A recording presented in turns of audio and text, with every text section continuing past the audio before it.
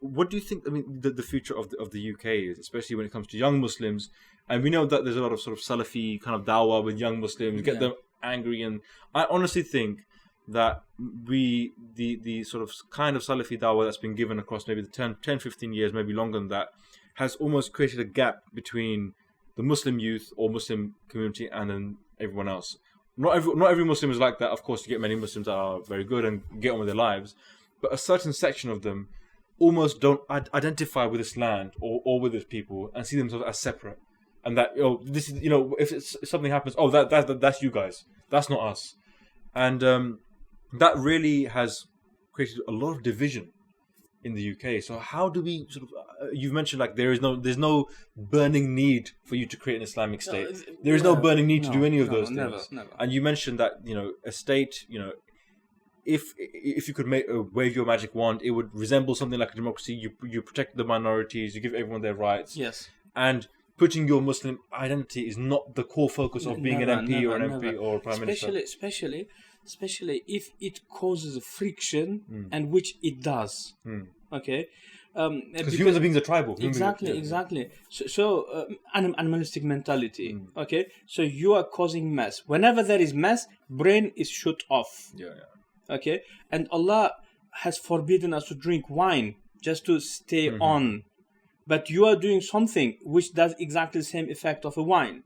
Yeah. You understand? By provoking, so I have but to wear my scale. turban. Yes. Not just for yourself, but exactly, for everyone else. Exactly. When you drink wine, you just go out, few people, that's it, you come back. Yeah. But with these turbans, you go out, there are people who dislike it, Especially now, when people with turbans, and thobe and everything. Exactly, yeah. So would you, So would you say to like Muslim youth who insist upon wearing the thobe and the Arabic stuff and the hat, and you're a young guy living in this country, you're born here, why do you... If the people in the locality disliking it and you are doing it deliberately, I do believe that you're committing sin. Oh, okay. Because not respecting the culture of the people in Hanafi school is a major thing. Wow.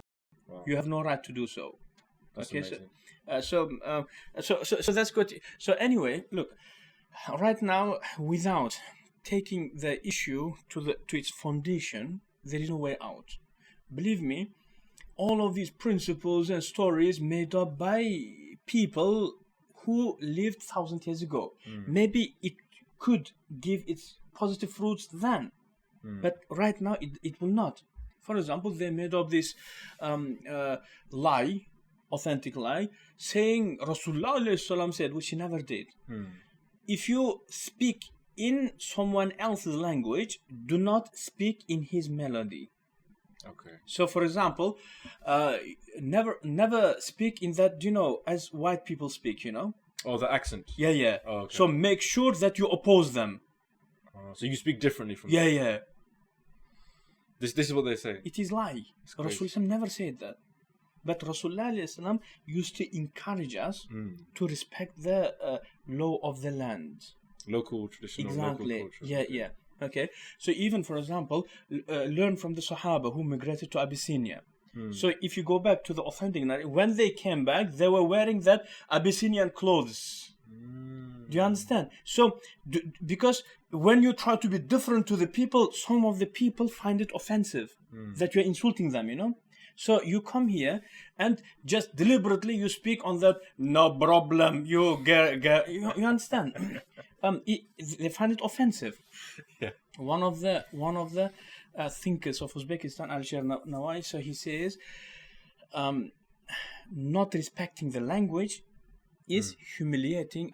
Humiliating the language is not respecting the people who speak in this language. Do you understand? You have to show respect to them. How? If you respect their language, they will be happy that they find that you are showing them respect. Then they will listen to you, But if you're, no problem, you guys are dogs, swine, that type of things, and definitely it will cause friction. So you already did cause that barrier.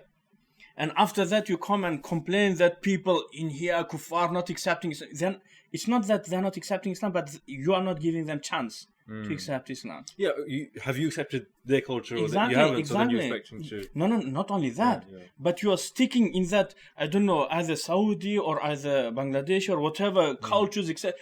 Clothes, maybe some people may accept, but some people may find it not acceptable, you know. Yeah, especially now, racist behavior is growing.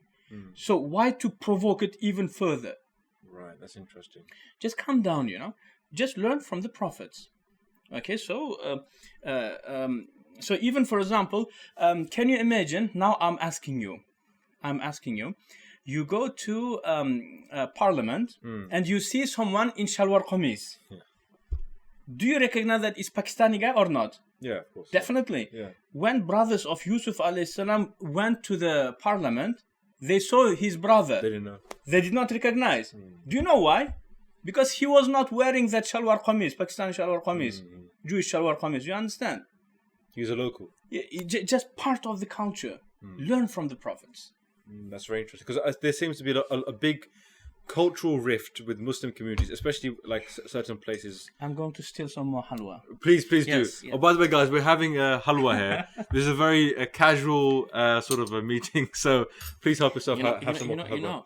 I really love, when people are watching but we're enjoying something. Yeah, so we can do this to them, Yeah, exactly, guys.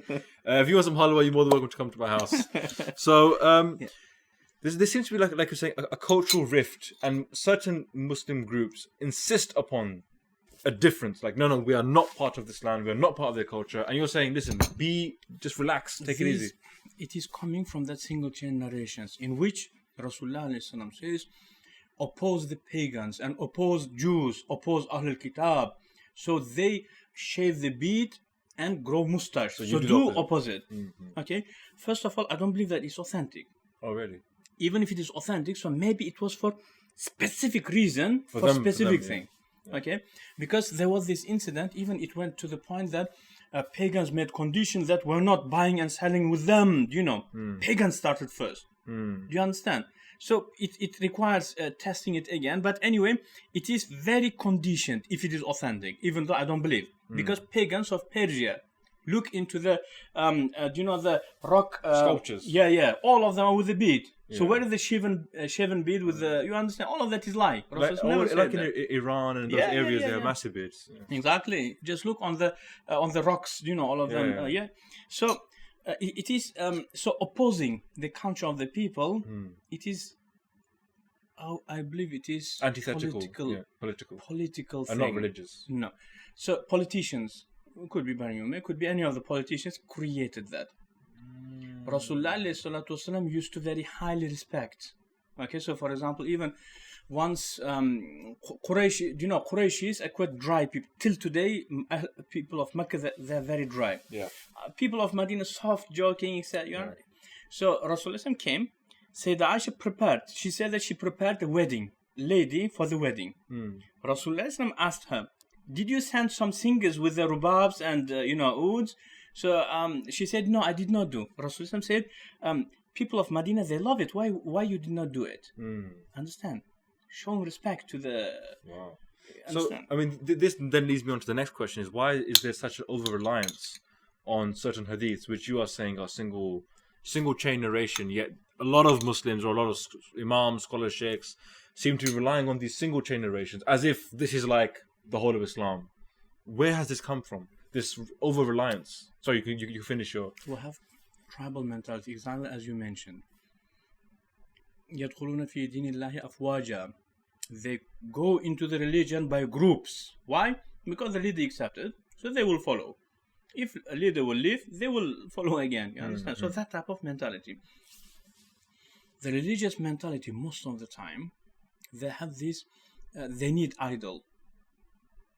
Idol, most of the time, is one of the scholars. So it depends on which scholar do you make into your idol. So the contemporary Islam making Ahmad ibn Hanbal and narrators as idols. So that's why we're stuck with these single chain narrations. So you're saying that a lot of the hadith discourse has been dominated by the Hanbali way of thinking. Yes, contemporary Islam, even Shia Islam, even that is Hanbali orientated. And for those people who may not be familiar, what does that mean in terms of, practically speaking, what does that mean for like, this, that these people are humbly influenced? What does that mean? So for them, authority is everything. So something is halal. Where is the authority? Who said halal? Single chain narration. Understand? Something is haram. Prove it. But again, some person, and that is Ahmad bin Hanbal and few others, or single chain narration again. Okay. So and that it's quite a big mistake, So is there a difference between authority and then there's the sort of, I was going over some of your articles that you reason and evidence definitely. And does it make sense? Is it in Hanafi school we believe that in Yawm al-Qiyamah fulan is not excused, is not accepted by God. So and so, is not accepted. Right. So if you did something wrong, it's on you. Yes. So if you say fulan, so you are still going to the hell. Right. So basically, if you say, well, Sheikh so and so said, told me, it's like, no, you are responsible for your own. That is nothing. Okay. That is nothing. Yeah. So how do we combat? I watched a video of I think Mufti Abu Layth as well. Yeah. He's combating a lot of this over-reliance on hadith, and he's challenging Bukhari. He's challenging the major volumes of hadith, and people are like, as if you're challenging the Quran. It's almost as if we've deified Bukhari, and you can't challenge that. It's to say you're almost assaulting the very foundation of Islam, where I would say, hang on a second, the Quran is the foundation, and everything else comes afterwards. Of course. But they seem to have got it the other way around. Exactly. Now you are hitting exactly on the bullseye. Look, God will, because He's the one who created. Okay, so if you follow what He says, so He will give you excuse. But everyone else, exactly as Allah says, none of them created anything. Allah says, look, أَمْ لَكُمْ شُرَكَاء شَرَعُوا لَكُمْ مِنَ الدِّينِ مَا لَمْ يَأْذَنْ بِهِ اللَّهُ. شَرَعُوا مِنَ الدِّينِ مَا لَمْ means, or do you have partners? Okay, shuraka, mushriks. Okay? Okay. Shuraka of God. Yeah. Scholars. Who established in the religion something which Allah did not give permission. Okay, so the answer is, in contemporary Islam, yes, we do have. Wow. And what does that mean? Anything which does not have root of it in Quran, so none of that is permitted by God. So anything which is not given permission by God, God is going to question. If you do it halal or haram, okay, God is going to question. So could you give us like the most famous example or one of their beliefs that they hold, which is in the hadith, but not in the Quran? So would this be something like stoning or lash? No, definitely. Stoning is one of the most oppressive things, which is made up, and Quran does not give permission for that one. Okay, so what Quran says, Allah says, so the people who commit the adultery, so 100 lashes.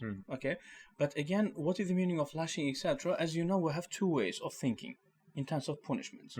Abu Hanifa says it is political thing, okay, and social political thing. Atharis say, all of the Atharis, no exemption. They say it is ritual. Ritual. Okay. So, for example, Fajr prayer is 2 rakat. Right. Can you change it? I don't know. No, it has to be exactly on the same way, on a certain way. Okay. But with Abu Hanifa says it is social political, means the goal is, the aim is the most important. Right. What does it, so what is it established for? To stop that mess. Understand? So the main goal is important. So if you can stop that by other, means. So if this is not working, okay, and you have some other social psychological, you can say technique or scheme by which you can stop it, definitely you have to do. So you're saying that you don't have to lash anyone, like if let's say no, the most important thing is stopping that thing. So in that time it was lashing, you're saying. Yeah. But now it could be something else, you're saying. No. What I'm saying is, lashing in here is not important. So it is not a religious ritual. It's not important in itself. Right. But it is political, social thing. Means it is created to stop evil. So the most important thing is stopping the evil. You understand?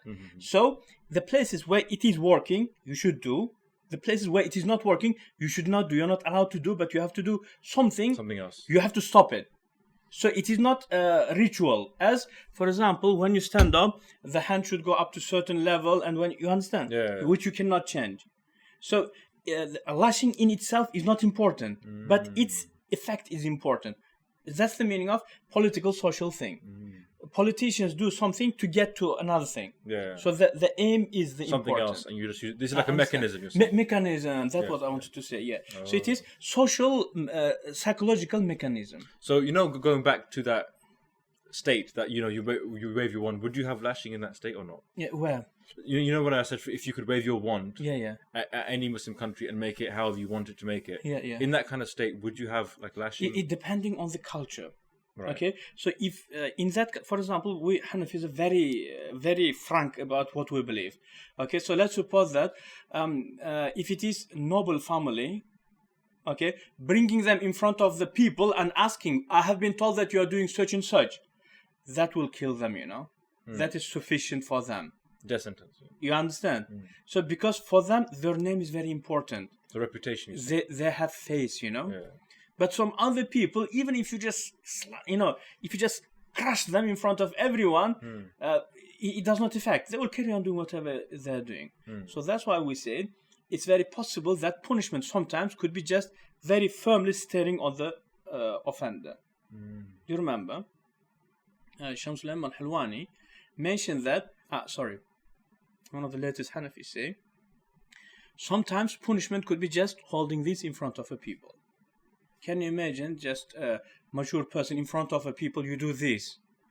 He will die, He will be ashamed. So let me go one step further and say, do you not think it's, how do you define adultery? Are you saying adultery, if let's say, for example, a guy and a girl sleep together, they're both 20 years old, outside of marriage, they should be punished?